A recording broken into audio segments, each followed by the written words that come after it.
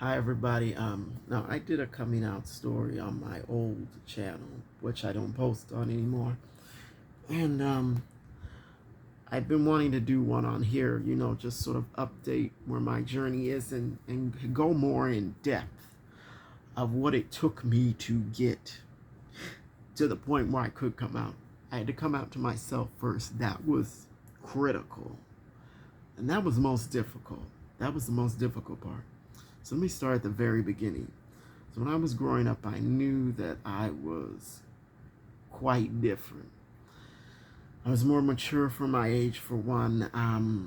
I had a Fisher Price tape player, and I'd listen to the cassette tapes that my mom had in it, and I listened to Somebody Loves You Baby by Patti LaBelle, How Can I Ease the Pain by Lisa Fischer, Miss You Like Crazy by Natalie Cole, songs like that. And I'm like 5 and 6 years old, and I'm like, what do I know about the lyrics to these songs? But I connected with that type of music. Very mature for my age, and I was also besties with my mom, and we still are. A lot of kids are close to their moms and everything, but they aren't really besties. So for me, that was I felt that I was different. For I felt that has always made me different as a person. I didn't realize that I was gay until I was in my teens, like about 14. And that was a revelation for me because I always believed that I was going to be the traditional all-American straight male, with a wife, 2.5 kids, and a house with a white picket fence. That's what I envisioned for myself. That's what I thought my family expected of me. And there was going to be no other path I would go down. I did not want to be gay. That was not something I would have chosen for myself. And that attraction for men, I could not get rid of it.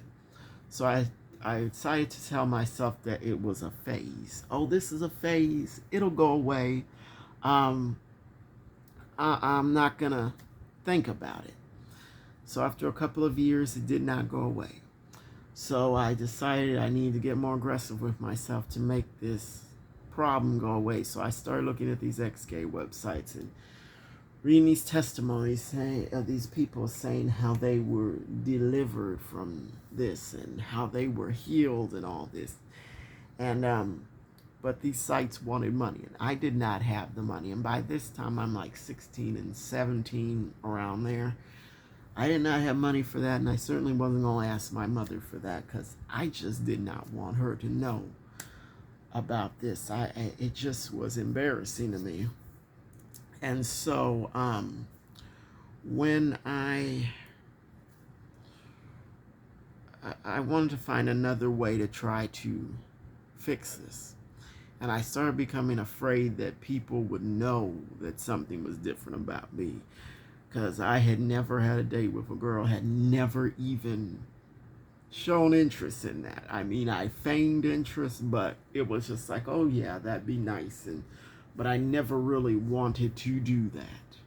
And I was afraid. I said, oh God, I gotta conceal this somehow. So I started acting like a real jerk, and I started talking about gay marriage negatively, because at that time, gay marriage was a hot button issue, a real hot button issue, and I started saying, oh, I believe in the sanctity of marriage. Marriage is between one man and one woman. God created Adam and Eve, not Adam and Steve. And I'm like, I just feel so ridiculous for having said something like that. That's just absurd. But that's where I was at. I became this major keyboard commando saying all this ridiculous stuff on message boards. And at the time, I'm like 17, 18 years old, and I chalked that up to being, you know, youthful mistake. I did not know how to cope, and I'm just worried, about someone suspecting something about me. And I'm like, okay, so maybe if I do all this, I can prove that I'm not gay. maybe if I say these things long enough, I will believe them and I'll be healed. I will recover from this. Because at the time, I was thinking that I could be healed. I was feeling like that I was a bad person that needed to be healed. So after a couple of years of that, maybe only about a year of it, I'm not sure how long I went through that crazy phase. I was just obnoxious. So I decided that that was not for me. I could not be that person. And I said, you know what, I'm just going to, I'm going to try to be straight, but without being hateful. I'm going to just say, there's nothing wrong with gay people. And then I did research and everything, and I truly began to believe that people were born gay. But I could not square that with myself. I believed that that I could be the person I had envisioned myself to be growing up. A straight male. I felt that is who I was meant to be, and the category I put myself into was a straight male that was supportive of the LGBTQ community. Yeah, I had some really twisted logic. I was creating different identities for myself, and it was just madness. So I settled into that, and I didn't really think much about it because in 2008, my grandfather passed away, and I sank into a depression. I mean, I pretty much had a breakdown, and I don't mean breakdown like people would stereotypically think a breakdown is, big public meltdown, and then you are carted off to the hospital. It was nothing like that, absolutely nothing like that. And what happened was I just ended up not being able to sleep for months. I would wake up in the middle of the night, like at 2:30 in the morning, and then I'd end up listening to the radio until morning light, and then I'd walk around in a haze. I would just be like, and it truly felt like I was trapped in this haze. So, and all I could think about was that pain, and I wasn't even thinking about I'm yay, I got to deal with that. I didn't think about it, and grant you, I was still pretending to be straight. I was still doing that, but it was not the top priority in my mind, if you know what I mean. My mental state was just so fragile. I mean, at one point, I had actually written a note out, suicide note. I'm just saying, I cannot take this anymore. I don't know what I'm going to do. And it chills me right now to think that I actually started writing that note. And I remember I couldn't even think how I was going to do it, how I was going to commit suicide. I couldn't even fathom how I was going to do it. All I could feel was I did not want to live anymore. And so what brought me out of that, wanting to do that, was my mom. I did not want to do that to her. I could not possibly do something that terrible to her. I felt that I felt like it was, that was what brought me out of it. And to be honest, I really did want to live. I really did.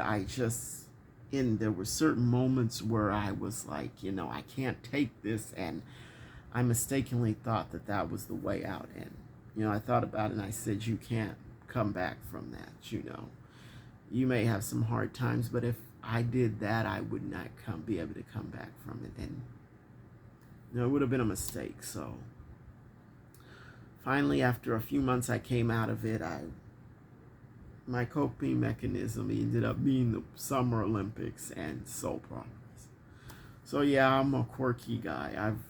I watched soap operas with my grandmother when I was a kid and all that, and I'm a quirky person, and to this day, soap operas are kind of my coping mechanism. Whenever I'm having troubles, I'll go on and I'll watch some clips and whatever, but let me not dwell on that.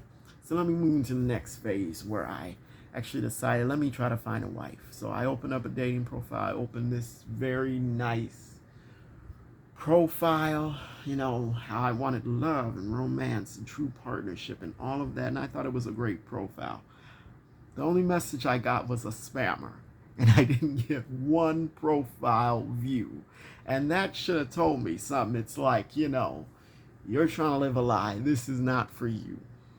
But, and I was distraught. I was crying. And like I'm saying, I really want this. I really want this. I need this. Why is this not happening? I remember I was listening to this cover of Loving You, the song by Minnie Riperton. It was a cover by Lanny Misalucha. She's a Filipino singer. She's great. I like her. Go check out her music on YouTube. And I was listening to that and I'm like, oh God, I'm never going to have what's in this song. And I'm crying and I'm pacing the floor. And it was just sad and pathetic. So I just said, you know what? I'm giving up on that. I'm just going to worry about other things, concern myself with other things. And then that's what I did for a little while. And then probably maybe a year or so later, because this was, at this point, I'm up to about 2011. So about a year or so later, I started thinking about love again. I'm saying I need love, but that did not seem to be the thing for me. And then I had to think of it in a different way. I said, what if I could love a man? I had to think about that. And the answer came back as yes. I'm like, oh my God. That's where things really came full circle for me. It's like, that was what made me start to accept myself for what I am. I'm like, if I could square something as pure as love with being gay, then I could be okay with being gay. Because up until then, I only thought of being gay as being something physical. I mean, I did not equate the love part of it, at least not for myself. I could not equate that part of it. I mean, that was just, I could not see myself loving another man romantically. It's just, that's crazy. I did not see that for myself. So I managed to get there to that point. And then I said, well, if I'm going to love somebody, it's going to have to be concealed. I cannot let, my family know that. So I'm thinking of, how am I going to pull this off?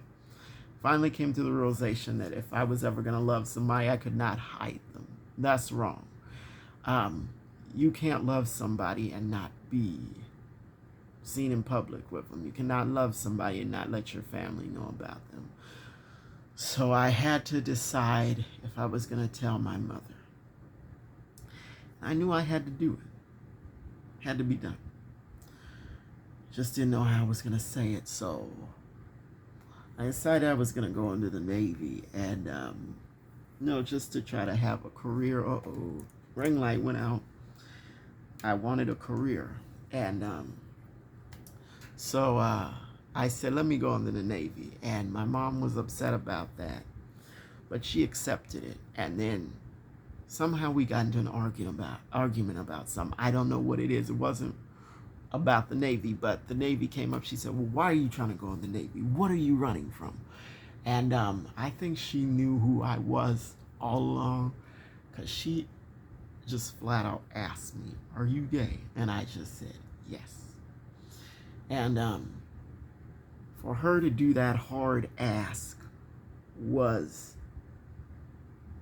the way for me to admit my truth, because I was not able to say it. But that hard ask is what brought me out.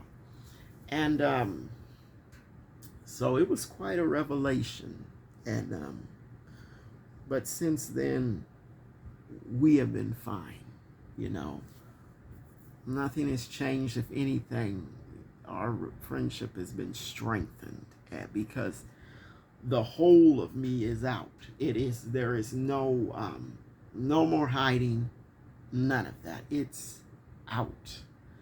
And I am thankful for that. I mean, I've been to Pride a couple of times with my mom. Our city started a Pride festival, and It hasn't happened for the past couple of years because of the pandemic. But yeah, so that's what happened. So that's my journey. And since then, I've been able to accept myself more and be more content with myself and all of that. And I'm in a much better place than I was 20 years ago. Because 20 years ago, I was like this. It was like I was like this teenager who was just struggling to figure out how I could conceal this, how I could heal myself. And it took me, oh, it was just a nightmare for a long time, but I'm glad I came out of that. And for anybody who is watching this,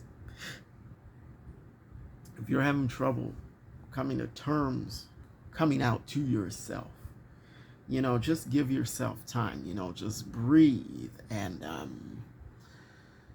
just learn to understand yourself. Don't beat yourself up. Don't try to heal yourself. Just figure out how you can square your identity with yourself. Because sometimes your harshest critic is you, and I am my harshest critic. There's a lot of things now that I criticize myself for. My identity isn't one of them, but it's like, it can be work or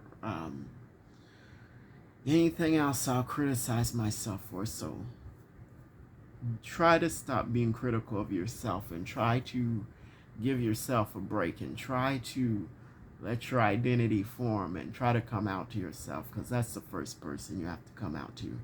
So I don't want to ramble on that much longer. Just whoever watches this, thank you for listening. And if you got something out of this story, let me know in the comments.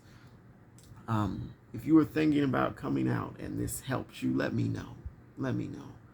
Because I'd be happy if this helps somebody. So thanks for listening. I will see you the next time. Bye.